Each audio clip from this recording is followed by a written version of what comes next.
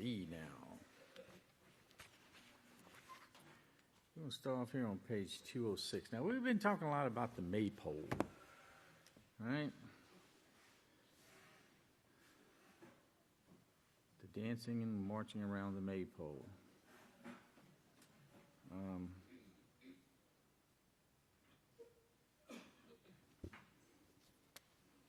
Here is a ceremony of the young people dancing around a maypole. And you see different colored strips of ribbons that they have. And here is the maypole, okay? And you notice this girl here, notice her headdress, okay?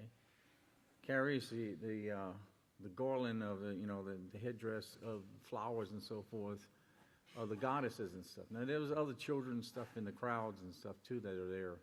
And the girls are wearing the same type of thing, but of course, can't show everything. But anyway, that's the wrapping. The wrapping begins here, and you see at the top, kind of looks like a tree, doesn't it? You know, and they begin to wrap this pole as they go around. I was going to video, but I thought, I'll just show you this. And here you see more as the dance goes on. They started off at the very top here, and they wrap down. And they keep wrapping this pole until they get down to a certain thing, and then finally, that's a wrap. They get down to the bottom, and then they stop. Okay, but if you notice here, these girls, like I said, you can see in their hair the flowers. If you look closely, anyway, but you can kind of see in there that they're all wearing. See right there, the colored. So they're all wearing those things. And of course, that goes back to the time. There's nothing wrong with wearing flowers in the hair. It's very beautiful for a woman to wear that. However, remember the ceremony that they're in, okay? The ceremony that they're performing, they're actually doing this to the worship of the goddess. So if you dress for the occasion, then you end up being part of that, all of that devil worship. The shocking facts. Okay? Now, let's start here on page 206 here. So remember about that maypole, okay? Because it's still going. I just showed you that because it's still going on today. It's not in fact, that picture there, I think it was from 2012. So it was only 2 years ago. Okay? So they still do these things. They have no idea what they're doing, because if you went and you asked a person on the street, hey, you like worshiping Satan? What do you think that they would say? They have no idea what they're even doing. But Satan has the minds that they're blinded. Remember that. This kind of stuff is what shows the scriptures to be real. Okay? This is where the scriptures come alive when you read these things and realize what it says, that Satan has their minds blinded, okay, that they can't see these things. They have no idea what they're even looking at. Okay, so from the Reader's Digest Book of Facts here, we see on the top of page 206, talking about May Day here, and talking about practicing witchcraft. It says, in Roman times, May was associated with the spirits of the dead. Notice, it's always having to do with the dead. You notice that? The worship of the dead. And the scripture says the dead know nothing. But, of course, Satan makes people think that the dead can speak. Satan makes people think that you can actually conjure up the dead, okay, and bring forth people from the dead, and you can talk to them.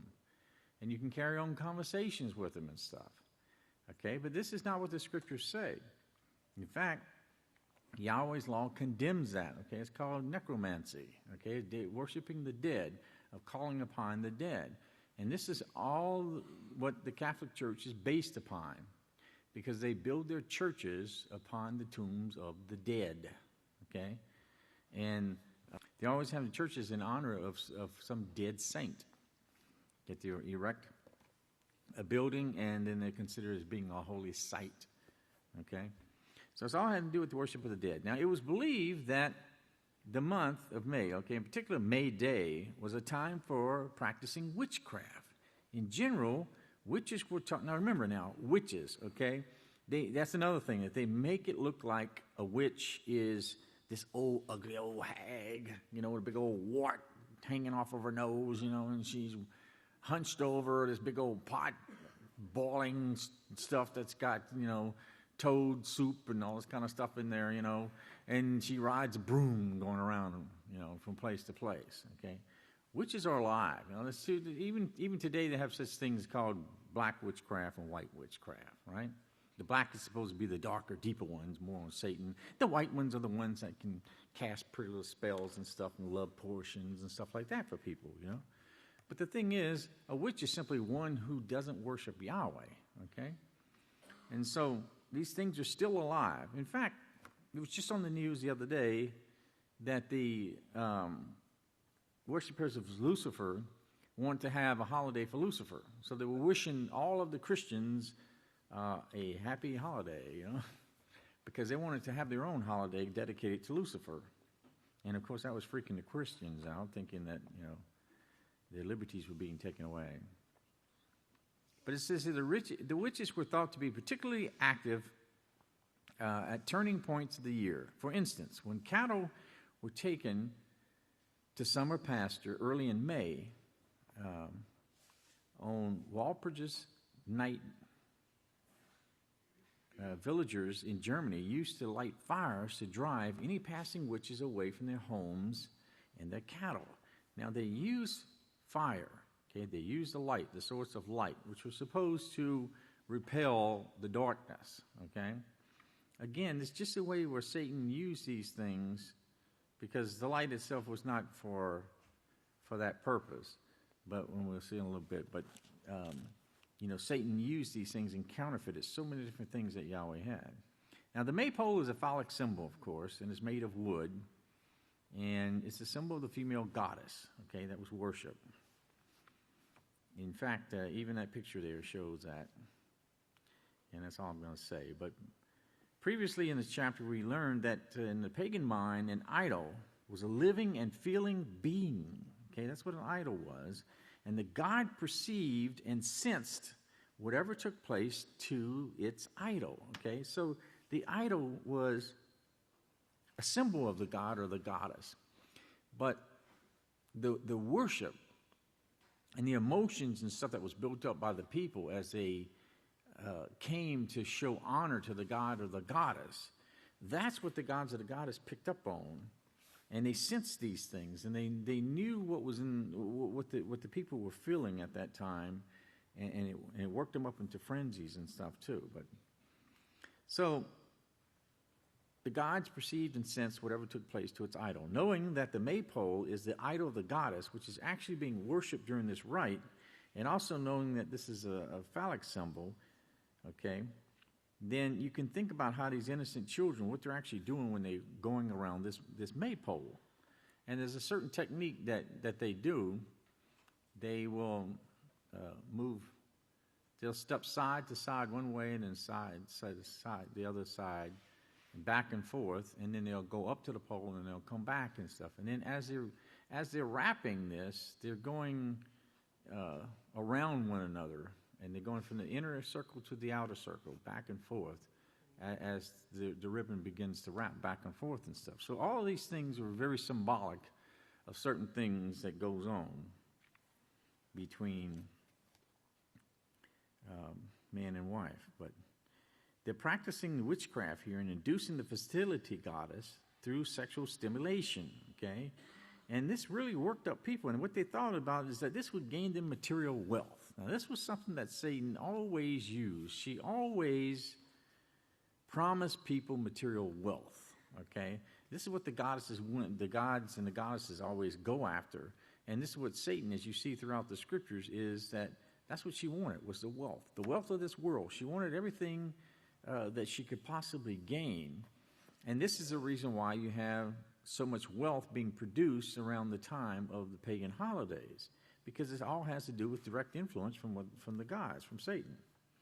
Now, though this innocent ceremony, it seems so innocent, but the children today, they're being initiated to fall into the same depravity, okay, in this worship of this witchcraft, this sex worship that goes on today, which is so prevalent and has all of society literally wrapped up into it. You know, I mean, everything is based upon that. Everything in advertising is based upon sex. You know, every shape and everything that you see, any products that you see out there, is based upon that, because that's what sells. You know, they can take a burnt matchstick and sell it for $1,000 if they have the right model that's out there, you know, showing it off and stuff. So, but everything is used in that manner. And the reason being is because Satan knows that if she can get mankind involved in these sins, their minds are gone.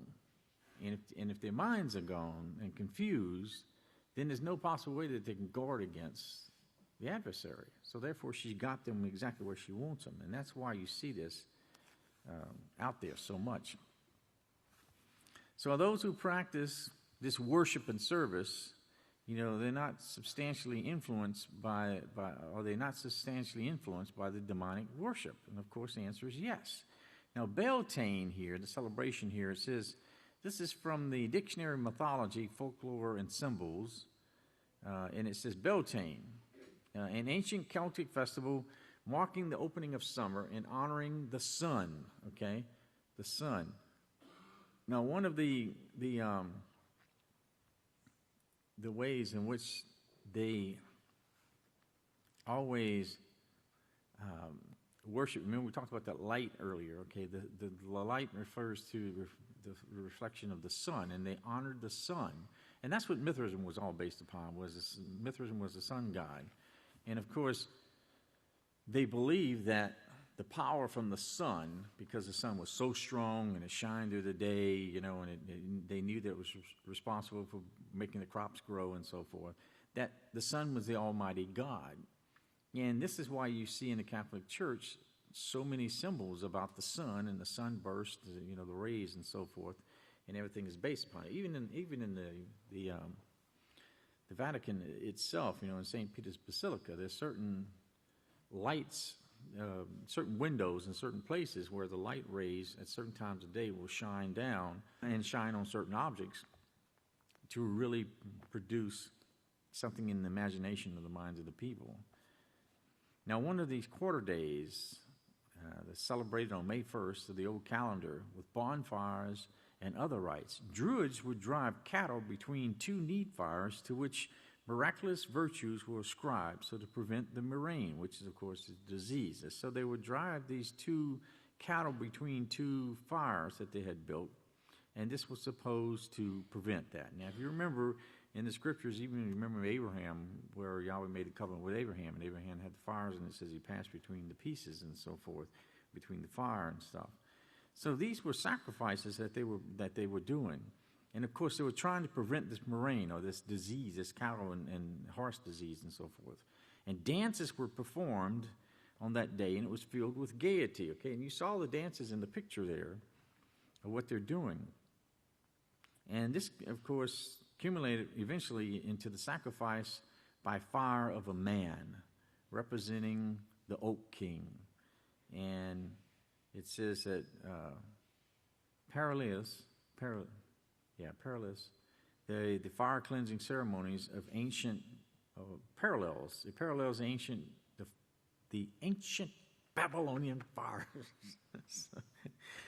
the fire cleansings. Okay, so it steps way back to the Babylonians. So this stuff is ancient, you know, and that's what people don't understand, is that they're not worshiping anything new. You know, they always try and make the holidays look like it's something that's new, you know, but it's not. It's something that is older than them, and as old as mankind himself, because as soon as man turned against Yahweh, his mind went into another direction, okay?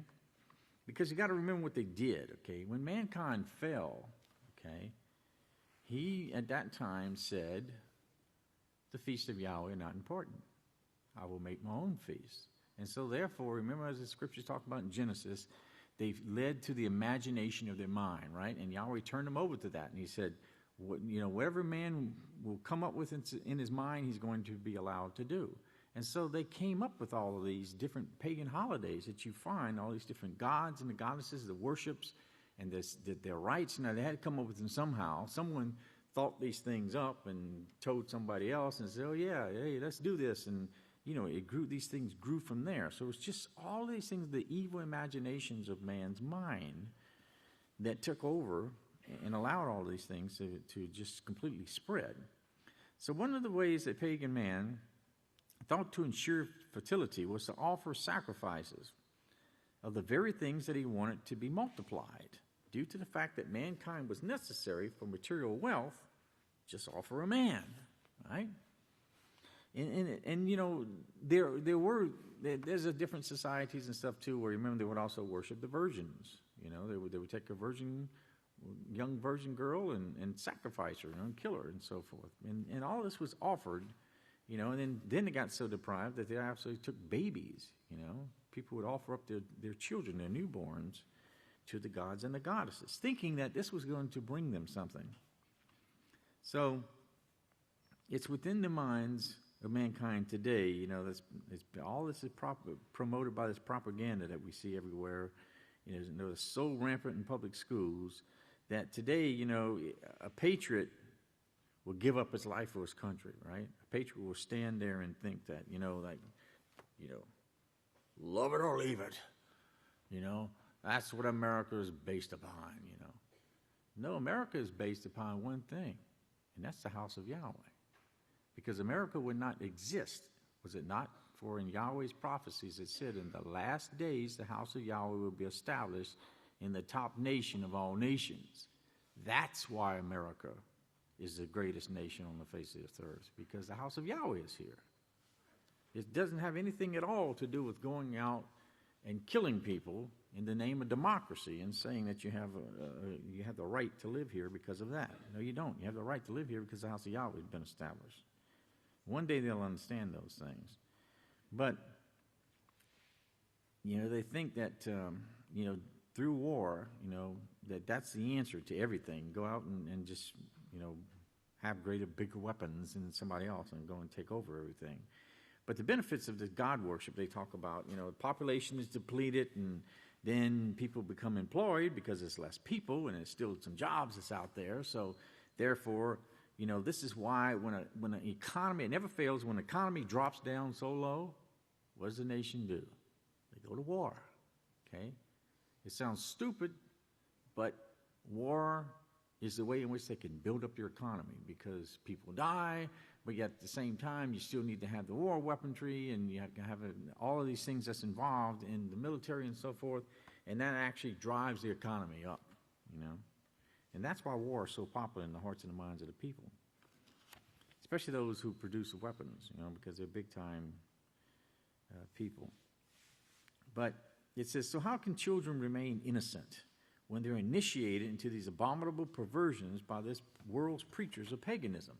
You know, they can't because of the fact that, you know, they're not taught the truth. They're taught that this is the way to live, and so they do it. You know, it just becomes a part of them. At the top of page 208, it says the rites of Halloween. The rites of Halloween. Now, it says, in the fall of each year, one begins to see the stores becoming filled with Halloween masks, candles, and costumes. And the merchandise is on display so that the store owner can obtain a material wealth. Okay, remember, that's what Satan's after, is the wealth. At the same time, of the churches and schools, they also start training the children, initiating them into the practice of certain ceremonies, which entail the use of weird masks, fertility rituals, and trick-or-treating. Initiating. Okay, notice that, initiating into these weird ceremonies, okay? Remember, this is all part of the mystery Babylon, okay, is this initiation, because if you can get someone, the participant is so subtly initiated into the religion unknowingly that through these secret rites that they do, that it's not even openly known, and they don't understand really what they're doing. But that's all part of that mystery Babylonian religion, okay? Because it's a mystery. Mystery means secret. You know, it's kept hidden from the people. They get involved in doing these things, and remember, this is why Yeshua warned. He said, "Don't judge outward. Don't judge outward appearances. You know, you've got to look at the facts and see exactly what's there." But of course, they look at what appears pleasing to the eye, and that's where they get sucked into it. But these rites and ceremonies are practiced throughout the Christian world, but few seem to realize what these customs and traditions actually represent. No one who partakes in these abominations knows what they're actually doing when they participate in these ceremonies. You know, you wouldn't send your child out trick-or-treating if you knew what you were doing, would you? Nor do they know what the churches so eagerly teach these ceremonies to the young children, what they're doing to them. You know, they just don't understand how they're indoctrinating the children into these things. Now, the rites of Halloween are simply pagan god worship, veneered with Christian respectability. Okay, they make it look like it's something that they take something that is pagan and they put a look upon it and kind of polish it up and make it look like as if it's something that Christ taught. You know, something that is acceptable. But just as Beltane was worshipped in the rites of witchcraft on May 1st, Samhain was worshipped with rites of witchcraft on November 1st, which is the evening of October 31st, which is also known as Halloween. Okay, now from the Dictionary of Mythology, Folklore and Symbols. Now when you see this word, it's Samhain or S-A, it looks like it'd be Samhain, but it's actually Samhain. Samhain. Okay. Samhain was a Celtic winter, it says, literally summer's end. Celtic winter solstice festival celebrated about November the 1st. The entrance to burial caves were left open to allow the spirits to come out for an airing. Yeah, they probably got pretty stuffy laying in them caves for years and years. So let them out and let them fly around, right? Get a little breeze blowing around. That makes a lot of sense, doesn't it? Remember what Yahweh said? Be careful because those kind of things can defile a person. And it corresponds to Halloween, okay? Now, the ancient Babylons, they had a god named Samas, C-A-M-A-S, okay? And in the Encyclopedia Judaica, we see that this is the major name for Satan was Samael, okay? Samael. I thought it was kind of neat. Samael. Hey. Okay. A Jewish legend proclaims that Samael was the angel of the dead, notice, and the head of the devils. The Greek render of the word Samael is Samain. And from the Standard Encyclopedia of Folklore, Mythology, and Legend, we read this information about Samain, okay, or pronounced Samhain. Okay, it's the festival of the beginning of winter. It's celebrated on or about November 1st in Ireland and Gaelic Scotland, and it's very great antiquity. Now, the word means the end of summer, and one of the it's one of the oldest Irish festivals that's out there. But let me jump down. It says, in heathen times, the Druids of Ireland assembled to sacrifice to the gods and to burn their victims on Samhain Eve. All other fires were to be extinguished and to be rekindled only by that fire. And this custom still lingers on with the sacrifices in parts of Ireland and Scotland. Now, I want you to look at something and see how subtle this is, okay? In heathen times, the Druids of Ireland assembled to sacrifice to the gods, okay? And they burned their victims, okay? Now, Yahweh says he has a sacrifice too, and it's also called the burnt offering, okay? So, to where the offering was completely burnt up on the altar. Now, that was usually for sin.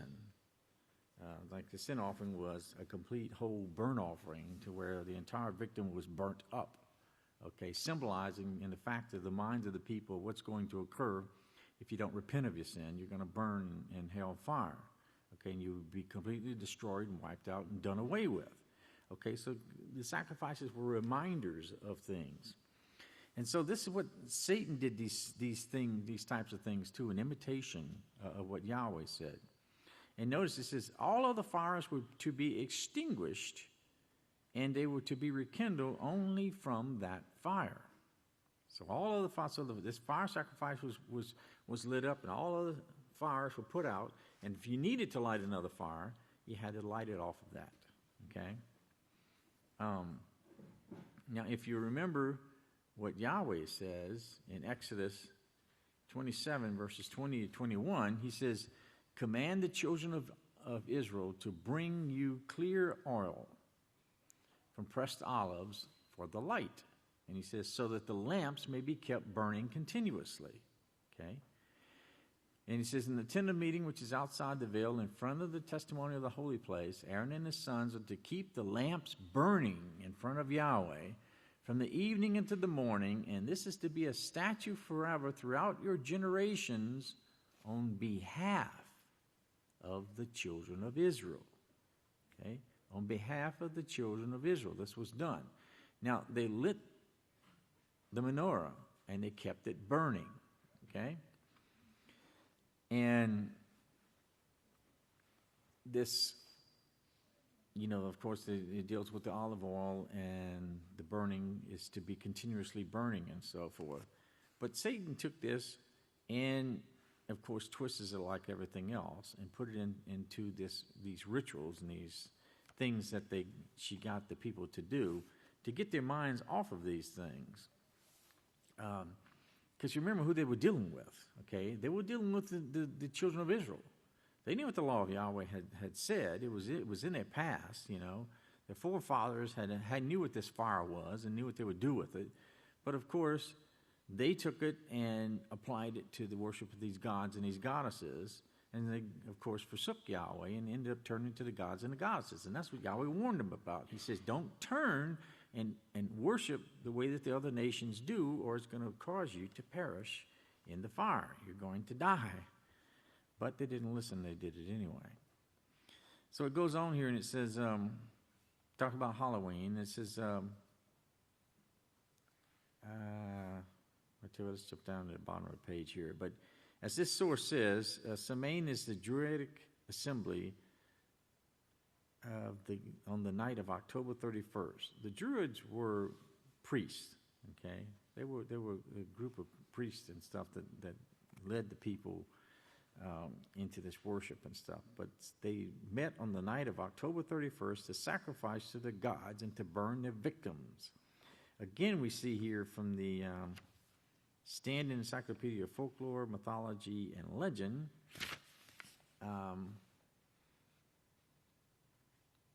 that they had this huge idol that stood in the plain of Mag Sent, okay, and it was a plain of adoration or prostration is what it meant. Now, what they did is, as it goes on here, it talks about this idol, and it says it was this king, the king idol of Ireland, okay, and it had the king idol of Ireland, and then around him were 12 idols made of stone, but he was made of gold. Notice, okay, so you had this king, all right. Then you had these 12 idols, like 12, one for each of the tribes, right?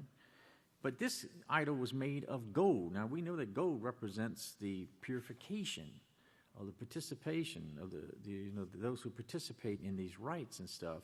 Just as Yahweh says, I will turn you into pure gold, okay? Satan, of course, imitated this as well, because now this idol was made of gold. This was something to be cherished. This was something to look at and to go after, okay? And then it says, and to him the early Irish sacrificed 1/3 of their children on Samhain. So they sacrificed their own children. That's how deprived that they were. This is how blinded their minds were. And in return for milk and corn and the good weather which ensured the fertility of cattle and crops. Now notice it talks about the milk and the corn. Well, Yahweh says, I will bless you, right? He says, I will bless you with the land that's flowing with milk and honey, right? Milk and honey. And like I said here about the milk and the corn. But Yahweh says milk and honey. And they sacrifice 1/3 of their children. Satan, again, she tries to invoke Yahweh. Satan attempts to destroy, but of course Yahweh protects. He always protects his people and watches over his people. Now, remember, it talks about this fire because you see in in Zechariah 13:9, Yahweh says, "And I will bring the third part through the fire, and refine them as silver is refined, and I will try them as gold is tried. And they will call with my name, and I will hear them, and I will say it is my people, and they will say, Yahweh is my Father." Okay, so notice, he brings him through the fire. Okay, so Yahweh uses the fire in a totally different way. He uses it to cleanse and purify, but of Satan, of course, Satan, she uses it to destroy. And you notice, again, like it talked about, they did this in honor, they sacrificed these children, their own children, to these gods, in order that they might have the corn and so forth, right? Well, Yahweh says in Hosea 2 verse 8, he says, "For she did not know that, didn't realize that it was I who gave her grain, wine, and multiplied her silver and gold, which they sacrificed to Baal, thinking that it was the Lord that gave them these blessings." But of course, all these things come from Yahweh. Yahweh is the one who gives all blessings to all people. I mean, it even says, remember, he says that he rains down rain upon the righteous and the unrighteous, right? So he is the one who gives these things. But of course, they give the honor and the glory to Satan. And then there was this other god here that it says it was even dangerous even to worship him, because some of the worshipers themselves, they lost their lives. They actually perished in worshiping this god. That's how dangerous it was. Now, the bottom of page 210 here, from a dictionary of symbols, cromlet, under the article called cromlet, it says it corresponds with the general symbolism of stone monuments and is related to fertility cults. Okay, and it talks about how that they had large stones, and there were spaces and holes and rocks in the stones and holes in certain places. And this would represent part of fertility and heathen rites and so forth. And it also had to deal with the symbol of the Great Mother. Well, you find the very same thing right there in the Vatican, right before, the courtyard of St. Peter's Basilica, where the big Asherah pole is set up there. You still have those minute markings that go all the way around that huge sundial that marks these things off. Now, Beltane is the Druidic assembly. Okay, the Druids were assembled to Beltane and worship Beltane and celebrate the opening of summer. And of course, that was marked by human sacrifice. Now, reading again here from the Dictionary of Mythology and Folklore and Symbols about Beltane, it says that sacrifice was by fire of a man, and then of course it talks about what we had just read about dealing with May Day and so forth. Now, it says in, what's this book? From the Dictionary of Mythology and Folklore. Okay, it talks about May Day. It says in Celtic legendary history, Partholine and his temple and his people arrived in Ireland on Beltane or a May Day. Okay, and Partholine was the name of a man from Parthia, and that's the great empire of the Parthians that's built up. That built up after they conquered ancient Babylon. So you can see how all this is tied back into Babylonian worship again. By the way, the Parthians, they also were mentioned in Acts chapter 2, that they were actually in Jerusalem around the time of Pentecost there, whenever they heard the wonderful works of Yahweh being brought forth by the apostles. Okay, so you can see how all this ties in with the 12 tribes, how they just scattered about one place to the other and worshiped their different gods. Now here we see in the book, A Dictionary of Non-Christian Religions, by Jeffrey Parinder in 1971 on page 42, we find this information about Bel and Belanos. Bel was the god of the earth in Babylonian religion, whose worship was centered at Nippur. With the growth of the cult of Marduk, okay, and Marduk was the tutelary god of Babylon. That word tutelary means guardian, okay? He was the guardian god of Babylon. He guarded over everything. He watched over them. And he came to be identified with Bel, or the Lord over all, okay? And the name means the same as Baal. So either way, it's B-E-L or B-A-A-L, either way. It's the same thing. It means the Lord. And you see here, Belanos, it says, sun god of Celtic mythology, from Helos, which means bright, and that's where they get the word about sun they talk about. And if you notice, the Romans identified him as Apollo, and images have been found of a nameless god who had a wheel, often the symbol of the sun. Now, the Romans identified him as Apollo. Okay, now Apollo there are also statues where they found of Apollo where they actually have around his head where he had like the spikes of sun rays, and they actually in the statues itself, it actually had holes drilled in it to where they actually had these spikes sticking out and this was just to represent the rays of the sun coming out because he was the sun god. Okay, and that's what you see here when he talks about. It says, "It was also found a nameless god who had a wheel, often the symbol of the sun," referring to the fact of the halo. Okay. The halo is what you see in Christian literature all the time. You see that round halo around the head, and if you look close at them, lots of times you see the form of the cross also in there. Okay, well, that was a sign of the sun god. That's what the sun gods were. The circle with the cross in it. And so they were sun god worshipers, and so they had this in their mind the whole time that they were worshiping the sun, and it's all based upon. You're going further and further back. Reading again from the dictionary, the same dictionary, we see Samhain. It was an ancient Celtic festival held at the end of October and beginning in the beginning of November. Now in Ireland, it was celebrated on the shores of the lakes. Samhain marked the beginning of winter, as Beltane marked the onset of summer.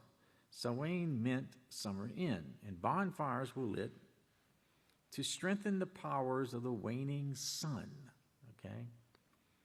Now you got to remember, where did you first hear about the sun? Genesis chapter 1, right? Yahweh said in the very beginning, he laid these things out, and he gave the reason why the sun was created. Okay? And then later on, you see, when man began to go towards the worship of that, and Yahweh warned in his law, he says, do not, he says, when you look up in the skies and you see these things, do not bow down and worship them.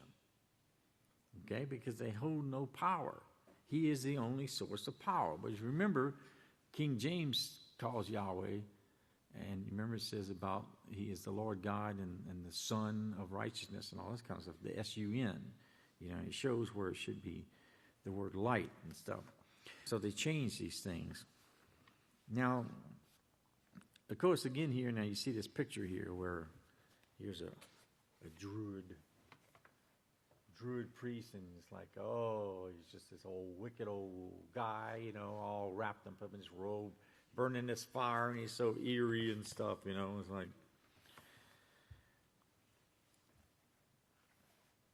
You got to remember, when they portray these things, okay, yes, there was wickedness, but it was their actions that was wickedness.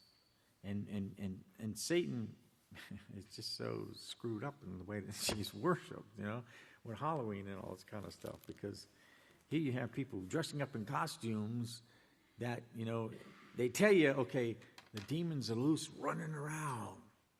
So in order to scare them off, you got to look uglier than what they are. So you wear a mask, to try and scare them off and stuff. It's just like, it's so stupid and goofy. It's ridiculous. Now, the worships of the dead, Samhain or Halloween.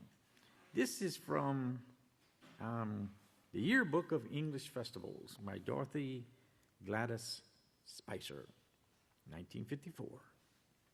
We read the pagan meanings of these Christianized rites. Now, All Hallows Eve, or All Hallows E'en, with its tradition of witches, ghosts, and goblins, hobgoblins, and sprites, its games and incarnations, is still a gay time for pranks and parties in many North Country homes.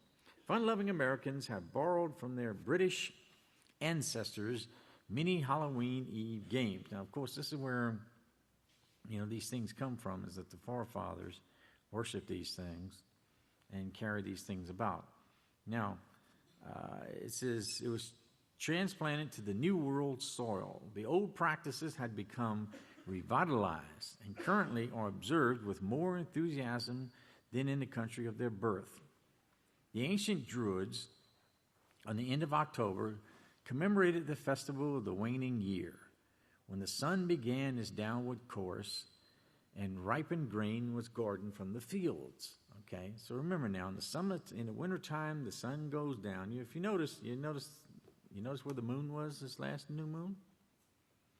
When you looked out? Way, way over, right? Way, way over towards the south. Because of wintertime, okay? So they began to know, ancient man knew these things, they knew these things from the beginning. Remember how incredibly awesome it was that Adam knew these things and he passed these things on. This is how Abel knew these things as well. So this information was passed on. So they looked for these things, but instead of looking for the new moon, and instead of looking for these things that Yahweh said to look for, of course, they turned their worship away. And in most cases, you think about the moon is opposite from the sun, right? Because one is light, one is darkness, and daytime, nighttime, and so forth. So they turned from what Yahweh said to look for the new moon, and instead they put all emphasis on the daytime.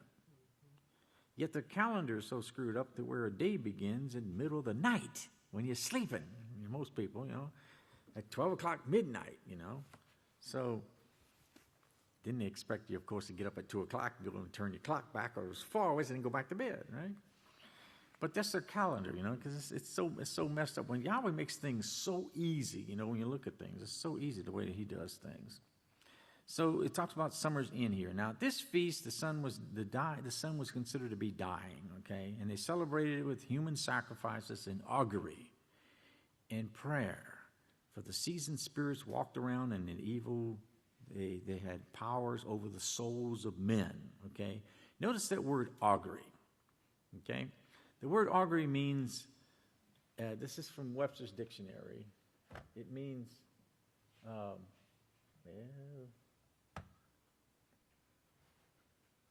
what occurred to the camera? Okay, let me do this. Okay. It means a divination, okay? And, but anyway, it means foretelling and prophecy, okay? But I want you to notice this last word. Vaticanation, okay? Showing you, right? You remember the word Vatican also refers to prophecy. And, of course, this is where the false prophet lies, right? So you can see where all this stuff comes from and how it's all tied in together with Rome and Babylon and so forth. Because remember, the Roman Catholic Church is not just Rome, okay? It comes from ancient Babylon and all those things from beyond. Now, it wasn't until the 4th century that this God of light gave way to All Hallows, which is the Mass of the Christian saints. And it wasn't until the 10th century that the Druids' death feast called All Souls Day actually took a hold. And they had cakes for the dead that was substituted for human sacrifices. So they began to make these little cakes, just like they made the cakes. They had already been making cakes for the Queen of Heaven, right? Same thing, these were still, the Queen of Heaven had the hot cross buns, were these soul cakes that they called them. Well, also hot cross buns. I mean, they had the symbol of the cross on them. But they somewhat got away, some of the religions got away from sacrificing humans. So instead they were substituted with these cakes, and they called them these soul cakes. Okay? But you got to remember, when they passed these things out and the people took it and they ate it, they were eating or partaking of their God. Okay? Now, this was supposed to strengthen the person. This was supposed to strengthen the person to become more like their God. Okay? And this is the reason why people, ridicule the house of Yahweh and stuff. And this is why they ridiculed Yeshua and said, what? You mean to tell me I got to eat of your body and drink of your blood? Well, the Roman Catholic Church do. In fact, when you go to communion, you're actually supposed to be drinking and eating the body and the blood of Christ. Okay? And they have that. That's what the whole thing about Mass is about. Okay? The whole ritual of Mass is the transformation, or transubstantiation is what they call it, is when they take the bread, which stems back to these soul cakes, and they take the wine, and they go through all of the rigmarole and stuff, and the people kneeling, sitting, and standing and everything, and murmuring words that they have no idea what they're talking about in Latin. And they're turning this piece of bread, this host that they have, into the literal flesh of their God Christ. And they take the wine, and it turns into the literal blood of Christ. And then you go up there, and you stick out your tongue, and you stick that host on your tongue, and it sticks to the roof of your mouth. This cardboard tastes better than those things, doesn't it? I remember my first communion. I took it out and stuck it underneath the pew. But when you do that, you take on the God. Now, the reason why you eat that is to become part of the God. You take on the characteristics of the God, okay? And this is the same reason why in ancient Babylon, whenever they had the bull is the big massive animal, right? The bull represented the gods. And they would go up to it and they would stick it. And it would start bleeding, and they'd run around chasing it with a cup, taking the blood, the nice, warm, hot blood out of the bowl and drinking it, okay? And that, you began to take on the characteristics, the bullish characteristics of the God, and you became like that God, bold and fierce, and you could go out and conquer things. So when they did this, they became like their God. Now you see how Satan took that, and she twists that, because Yahweh says in the very beginning, Yahweh said this. Not Satan. Yahweh said it first, okay? He said, I am Yahweh, and I will make man in my image and in my likeness. It wasn't until later that Satan took these things and twisted these things, okay?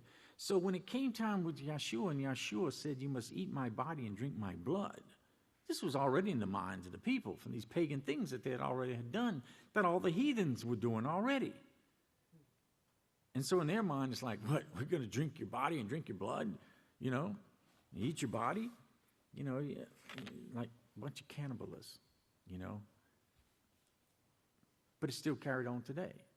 The Roman religion they're practicing cannibalism every time they partake of that host and drink of that cup. But of course, this is foolishness, because Yeshua explained what it meant. Okay, and anybody with any sense can read the scriptures and to see and to know. Okay, but the thing is you've got to realize, and this is why you see so many, throughout the scriptures, you see three words: I am Yahweh. You notice how many times you see that in the scriptures? I am Yahweh. Okay? And that's why in his law he says, I am Yahweh, you shall not have any gods before me. Okay? Because he's warning the people.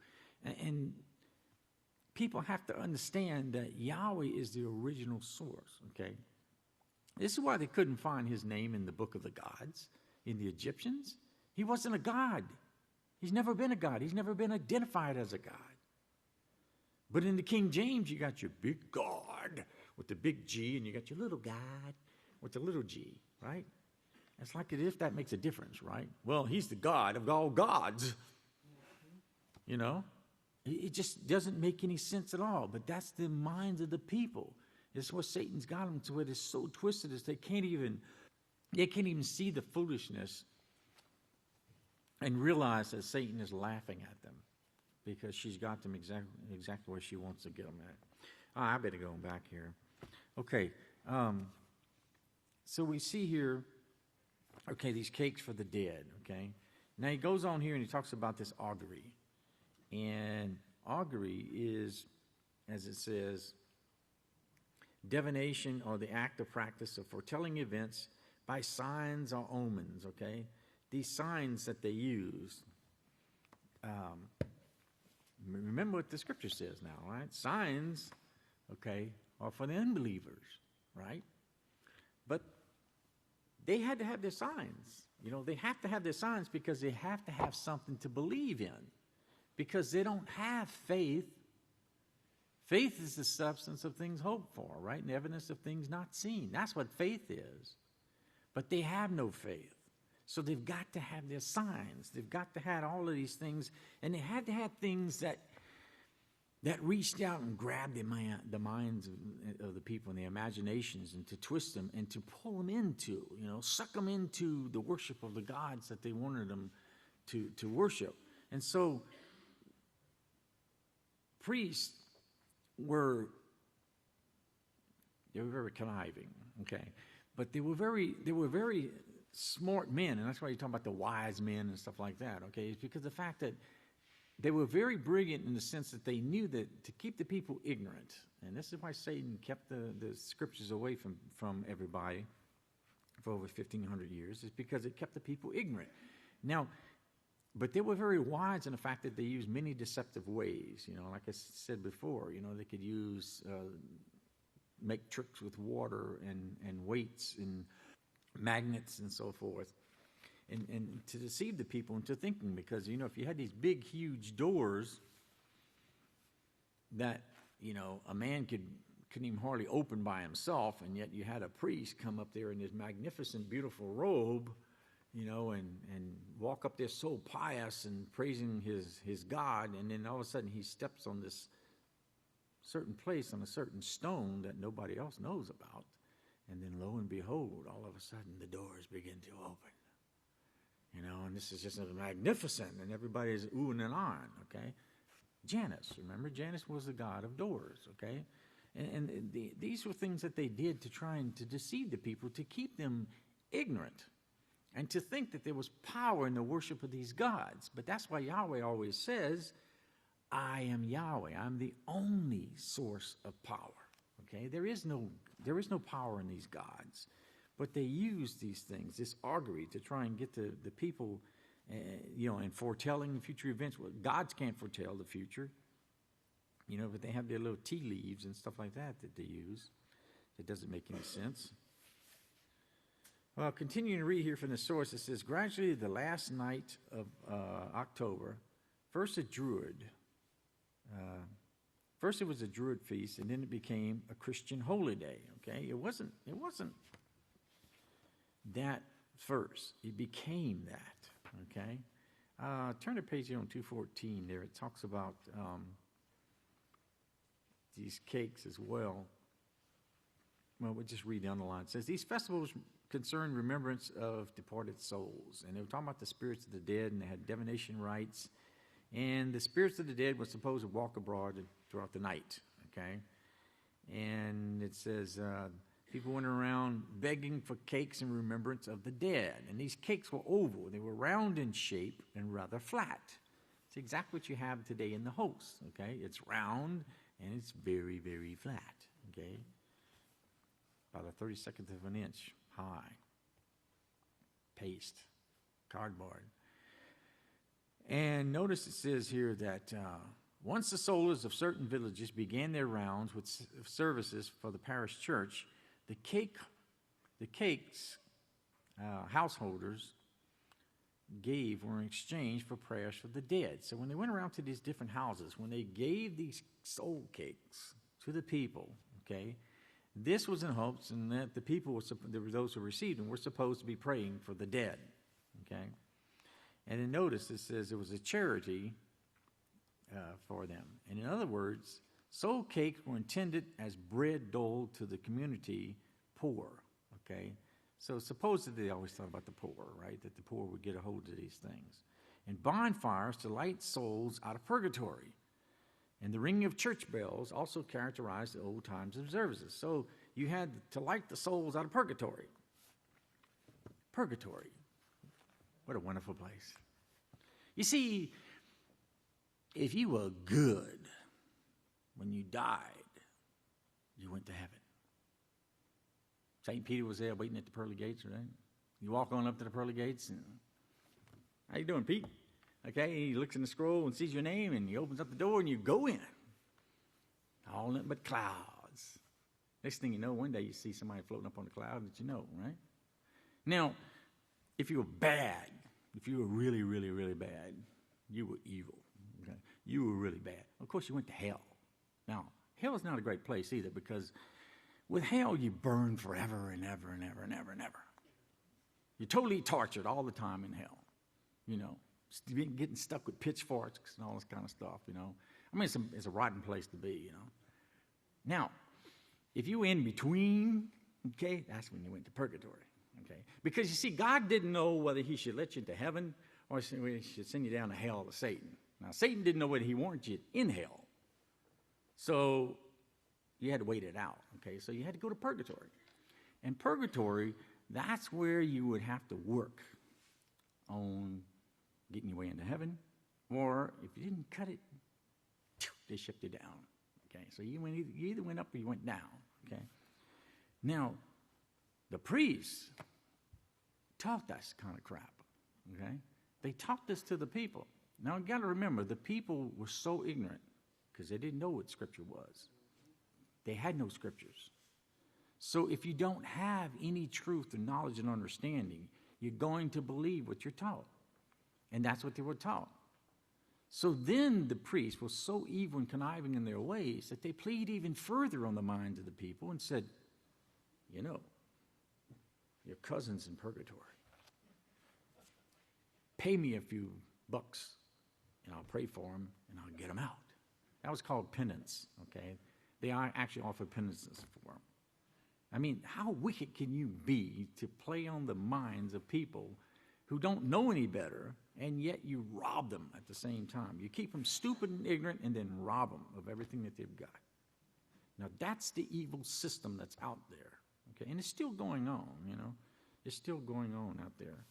They still have their masses for the dead, and you can even walk into the church, you know, and you drop a few coins into the little can, and you light a few candles in front of the feet of Mary or Joseph, you know. It's a wicked, evil system that's out there. But you got to remember, they don't know. They haven't been taught. And that's what was demonstrated on Sabbath.